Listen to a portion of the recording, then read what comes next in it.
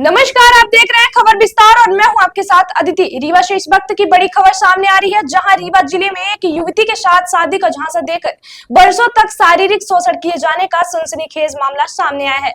आरोप है कि आरोपी युवक अर्पित कुमार मिश्रा ने पहले युवती से फेसबुक पर दोस्ती की। धीरे धीरे यह दोस्ती प्यार में बदल गई और युवक का युवती के घर आना जाना भी शुरू हो गया। इस दौरान कई बार युवक ने युवती के साथ शारीरिक संबंध बनाए, लेकिन जब शादी की बात आई तो आरोपी ने युवती को धोखा देते हुए किसी और से चोरी छिपे विवाह रचा लिया। युवती ने जब न्याय की गुहार लगाई तो विश्वविद्यालय थाना रीवा में एफआईआर तो दर्ज कर ली गई, लेकिन आज तक न गिरफ्तारी हुई न कोई कड़ी कार्रवाई। मजबूर होकर पीड़िता ने अब आईजी कार्यालय पहुंचकर अपनी शिकायत दर्ज कराई है। पीड़िता का कहना है कि उसे न्याय चाहिए और आरोपी को जल्द से जल्द गिरफ्तार किया जाए। इस पूरे मामले में पुलिस प्रशासन की निष्क्रियता पर अब सवाल उठने लगे हैं। इस पूरे मामले में पीड़िता ने क्या कुछ कहा है, सुनते हैं। नमस्ते। मैं अभी डीआईजी ऑफिस में आई हूँ। आरोपी अर्पित कुमार मिश्रा के बारे में मतलब बताने के लिए मैंने 27 मई को थाना विश्वविद्यालय में उसके नाम की एफआईआर दर्ज करवाई है, लेकिन अभी तक की कोई कार्रवाई नहीं हो पा रही है। मैंने 376 उसके ऊपर खिलाफ मतलब धारा लगी है, तो उसकी मैंने कंप्लेंट की है, बट लेकिन मुझे पुलिस वालों की तरफ से अभी तक की कुछ बताया नहीं जा रहा है। उसका नंबर सिर्फ ट्रेस लोकेशन के लिए दिया है, बोलते जब ट्रेस हो जाएगा तो आपको बता देंगे, हम अपना काम खुद करते हैं और हमको जब आपकी ज़रूरत पड़ेगी तो हम आपको खुद ही बता देंगे, ऐसा वो कह रहे हैं।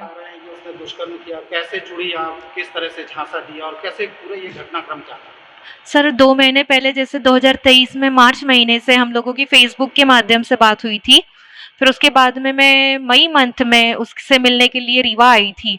फिर जब वो मुझे फर्स्ट टाइम अपने घर लेके गया था तो उसके घर में अनंतपुर में वो रहता है, रीवा उसका खुद का घर है, तो वहाँ पे फर्स्ट टाइम उसने मेरे साथ में 14 मई 2023 को मतलब ज़ोर ज़बरदस्ती की थी।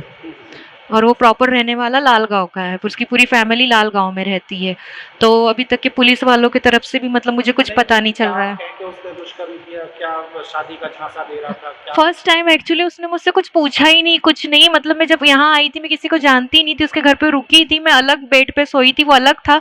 अचानक से वो मतलब उठकर आ गया रात में और मतलब वो स्टार्ट हो गया और मतलब मैं एकदम बहुत डर गई थी और उसने आजू-बाजू में मतलब चिल्लाने से भी मना कर दिया था, सब रिश्तेदार रहते तो थोड़ा-सा घबरा गई थी।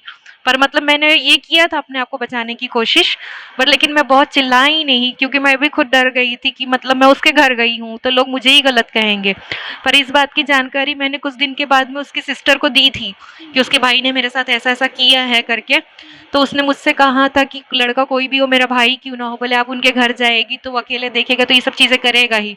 और मेरे पेरेंट्स को पता चल जाएगा तो वो दोनों को जान से मार देंगे, तो इसके डर के मारे में मतलब किसी को फिर बताई ही नहीं। पर उनकी सिस्टर को ये सूचना दी थी मैंने। और मैंने अभी 2 साल से फिर उसका मेरे घर में लगातार आना-जाना रहता था, रात में भी कभी आता था, रात भर रुकता था, दिन में आता था, आस-पड़ोस सबको पता है ये सब चीज़ें। और उसी की वजह से मतलब मुझे घर खाली करना पड़ता था क्योंकि वो आता-जाता था। वो आपको शादी के आश्वासन जी। उसने हमेशा मुझसे ये कहा था कि मुझे आपसे शादी करने में कोई आपत्ति नहीं है और आप मुझे मतलब इतना मेरे प्रोग्राम को की समझती है, तो आपसे शादी करके तो मतलब मुझे बेनिफिट ही है कि मतलब आपके साथ करूँगा शादी तो अच्छा रहेगा, ये सब चीज़ें कहता रहता था। आप दोनों के बीच में अचानक ऐसी कौन-सी चीज़ें निकल के सामने आई कि दूरियां बढ़ गई और मामला थाने तक पहुँच गया?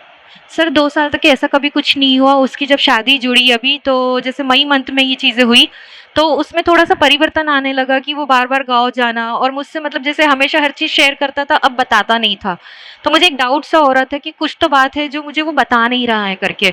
तो मैंने बाहर से मतलब जो भी संगीत फ़ील्ड से हमारे जुड़े हुए लोग थे, तो सबसे कॉल करके पूछने की कोशिश की, पर उसने सबको बता के रखा था ये चीज़ कि मुझे ना बताया जाए करके।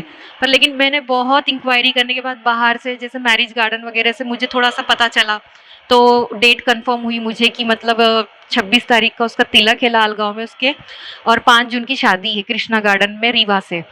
तो मुझे जब पता चला तो मैंने उससे बोला कि इस बारे में बात करी कि घर वालों को बताओ अपने करके, या फिर मैं बात करती हूँ अगर तुम नहीं कर सकती, या मैं लड़की वालों को बता दूँ, या तो फिर पुलिस के अलावा मेरे पास कोई ऑप्शन नहीं है फिर। तो उसने मुझसे वक्त मांगा 25 तारीख को तक कि उसने मुझे लास्ट टाइम मतलब मैं 25 को पहले एफआईआर करने गई थी, तो उसने मुझसे कहा था कि मत करना एफआईआर वगैरह, बोले मैं घर वालों से बात कर रहा हूँ, कुछ तो सोल्यूशन निकालते हैं और मैं आता हूँ, आज ही आता हूँ या मैं कल तक की तुम्हारे पास आता है, एक दिन का वक्त मुझे वक्त मांगा उन्होंने। तो मैंने कहा कि ठीक है, इतना दिन दिया है तो एक दिन का और वक्त दे देती हूँ करके मैं। तो फिर 26 तारीख को उसने तिलक वाले दिन से फ़ोन ही उठाना बंद कर दिया मेरा, सुबह से शाम हो गई फ़ोन नहीं उठा रहा था मेरा। फिर मैं उसके घर लाल गाँव के लिए निकल गई, अकेली चले गई मैं बस में बैठ के।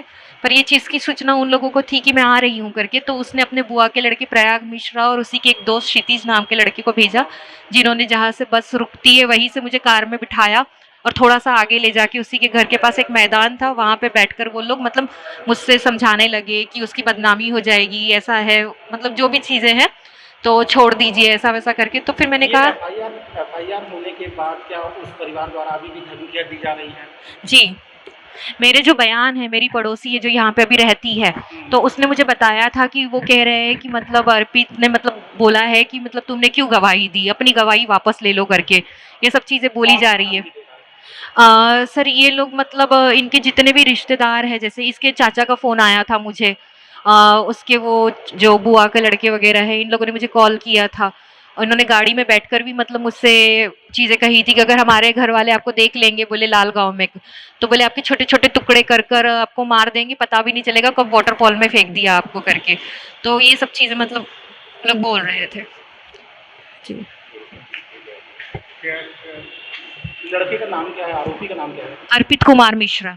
पिताजी का नाम? दिनकर प्रसाद मिश्रा। रहता कहाँ है? ये प्रॉपर लाल गाँव का ही रहने वाला है और इनका अनंतपुर रीवा में भी खुद का घर है जहाँ वो अकेला रहता था।